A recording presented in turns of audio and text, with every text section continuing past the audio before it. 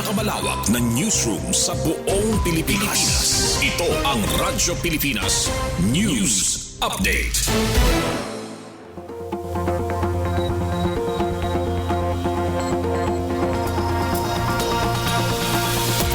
Philippine Standard Time, 4:01 p.m.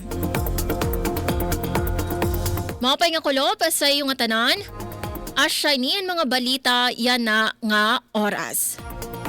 225 nga suspected chikungunya cases na record sa Samar tikang Enero tubtob Hulyo. Detalye ade sa akon report. Radyo Pilipinas Report. Nakaabot na sa 225 ang suspected chikungunya cases sa probinsya sa Samar, tikang Enero tubtob Hulyo yan na nga tuig. Sumala ini kan Roldalin Estornenos, Provincial Epidemiology Surveillance Manager sa pakighimang raw sa Radyo Pilipinas, Calbayog. Pinakadamo ang suspected cases sa Basay nga may 124, ginsundan sa Gandara nga may 98, ngan Paranas nga may 3 nga kaso. Samtang 216 ang active suspected chikungunya cases sa Samar as of July 9, 2026. Ginklaro nga suspected cases pala ini tungod sa mga sintomas nga nakita nga naguhulat pa sa confirmatory result tikang sa regional level. Sumala naman kan Leslie Dara Leones, Provincial Aedes and Vector-Borne Diseases Program Coordinator, waray rason nga magpanik ang publiko tungod kay ini nga sakit mapupugngan ngan diri kinahanglan magpatuman sa lockdown. Iyaliwat ginpahayag nga ang chikungunya usa nga viral disease nga nakukuha pinaagi san kagat san infected Aedes mosquito nga mauliwat ang nagdadara san dengue. Sigo naman kan Marjonet Faye Robles, Health Promotion Officer, kinahanglan sundon san publiko ang opisyal nga impormasyon tikang sa tama nga mga otoridad agud malikayan ang misinformation. Puspos ang ginbubuhat nga emergency health response sa probinsya, kabulig ang mga barangay officials, LGUs ngan RHUs agud mapugnan ang pagdamo san kaso. Ginpapahinumduman liwat ang mga residente nga magpakonsulta dayon sa health center kung may sintomas ngan diri maghulat nga lumala ang kahimtang. Para sa Bagong Pilipinas, Suzette Pretensio, Radyo Pilipinas, Radyo Publiko, Calbayog. Nutrition Month mascot nga si Palangga naglibot sa Calbayog City. Detalye sa report ni Charmaine Perito Balvez. Radyo Pilipinas Report. Como parte sa pagselebrar sa ika-52 nga Nutrition Month, nagbuhat ang Calbayog City Nutrition Council sa pagbisita sa iba-iba nga barangay health centers ug mga opisina para igduso ang importansya sa tama nga nutrisyon. Durante sa aktibidad, ginbuhat ang pagdeserbar sa mga Nutrition Month tarpaulin ug ang espesyal nga pagbisita sa nutrition mascot nga si Palangga ug pagpahinumdum sa publiko bahin sa importansya sa tama nga nutrisyon ug pag-ataman sa kalibungan. Katuyuanan sa aktibidad nga mapahataas ang awareness sa komunidad sa tema nutrisyon at kalikasan ating panglagaan ug igaghat ang mas aktibo nga pagpartisipar sa kada miyembro sa komunidad sa mga programa panlawas ug nutrisyon. Para sa Bagong Pilipinas, Charmaine Perito Balvez, Radyo Pilipinas, Radyo Publiko, Calbayog.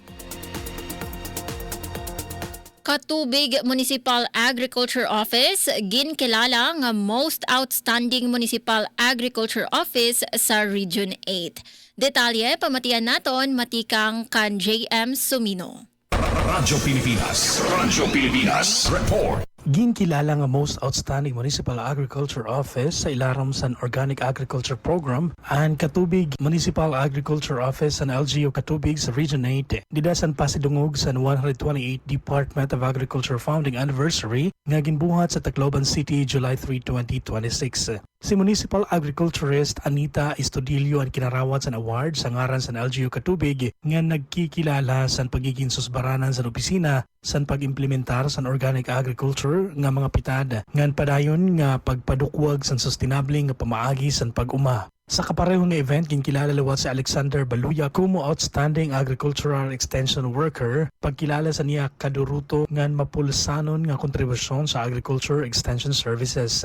Ang nasabi nga mga award, personal nga gimpresentar sa Department of Agriculture Regional Director Rodel Macapañas, kaupod sa Department of the Interior and Local Government Regional Director Arnel M. Agabi, DA Regional Technical Director for Research and Regulation Engineer Leonarda Lundina, and Regional Agricultural and Fishery Council Chairperson Engineer Mike Pedroso. Ini nga pagkilala nagpaparigon sa LGU Katubig sa nirapadayon nga paningkamot agud mapalambo pa ang agrikultura pinaagi san pagduso san mga pitada nga magpapauswag san pamaagi san panguma pagsuporta sa mga parag-uma ngan bulig liwat para sa long-term food security ngan pagtubo sa ekonomiya san Katubig. Para sa Bagong Pilipinas, JM Sumino, Radyo Pilipinas, Radyo Publiko, Calbayog. Samtang sa dugang pa nga balita, 200 nga parauma sa Silvino Lobos makakabenepisyo sa rehabilitasyon san Abaca. Ini igbabalita sa pagbalik ni Charmaine Perito Balvez. Radyo Pilipinas Report. Nanguna ang lokal nga gobyerno San Silvino Lobos, Northern Samar sa pagpatuman san programa nga rehabilitasyon san mga tanuman san Abaca para mabuligan ang mga parauma nga naapektuhan san sakit san pananom ug mga naglabay nga kalamidad. Sa pakigborbligay san Philippine Fiber Industry Development Authority, PhilFIDA, ug Department of Labor and Employment, DOLE, ilarom san tupad program, maabot sa 200 nga parauma ang napili nga benepisyaryo san proyekto. Kada parauma magtatanom san 250 ka bugos nga Abaca ug makakarawat san kabayaran ilarom san tupad program nga magseserbe nga dugang nga panginabuhian samtang hinay-hinay nga naibabalik ang era mga tanuman. Katuyuanan sang programa nga utro mapakusog ang industriya san Abaca sa bungto ug mabuligan ang mga parauma nga makatindog utro tikang sa mga pinsala nga durot san sakit san pananom ug mga kalamidad. Ginlalauman liwat nga makakabulig ini sa pag-uswag san produksyon ug panginabuhian san mga pamilya nga naglalaom sa pag-uma san Abaca. Para sa Bagong Pilipinas, Charmaine Perito Balvez, Radyo Pilipinas, Radyo Publiko, Calbayog. Sa katapusan nga balita, Lakbay Bulilit 2026 ginlansar sa Gamay, Northern Samar. Ini igdetalye sa pagbalik ni JM Sumino. Radyo Pilipinas Report. Manilampuson nga ginlunsar sa Municipal Social Welfare and Development Office or MSWDO sa Gamay, Northern Samar ang Lakbay Bulilit 2026 iyan nga simana July 7, 2026. Sini nga programa nagkaurusan mga estudyante nga kabataan, mga kaganak, child development workers nga nang magkaduridilain nga mga kasugbong sa komunidad para sa usa ka adlaw nga pagpapahinungod sa early childhood care and development. Nalipay ang mga kabataan sa nira educational trip pakadto sa bungto, pagbisita sa mga importante nga panigamnan sa lugar. Kaupod sa nira ginbisita ang Gamay Integrated Land Transport Terminal, ang St. Michael the Archangel Parish Church, ang Rural Health Unit, nga ng local fire station. Ginbisita liwat nira ang Gamay District Hospital, Public Attorney's Office, Municipal Police Station, nga gintapos ang itinerary sa Gamay Municipal Building diin personal nga nakahimang raw sa mga partisipante si Gamay Municipal Mayor Dr. Tim T. Kapukian Jr. Ang Lakbay Bulilit diri layano nga field trip, kundi gindisenyo ini base maataman ang kabugusan nga pagtubos ang kabataan, kaupod ang pisikal, huna-huna sa syudad ngan emosyonal. Nagpapahinumdum liwat ini sa komunidad sa niira shared commitment sa paghatag safe ngan supportive environment para sa susunod nga henerasyon. Para sa Bagong Pilipinas, JM Sumino, Radyo Pilipinas, Radyo Publiko, Calbayog.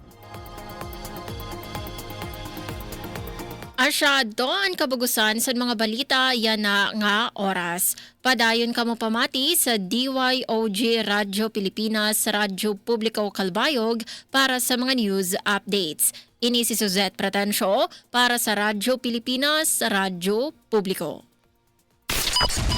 Mula sa pinakamalawak na newsroom sa buong Pilipinas. Ito ang Radyo Pilipinas News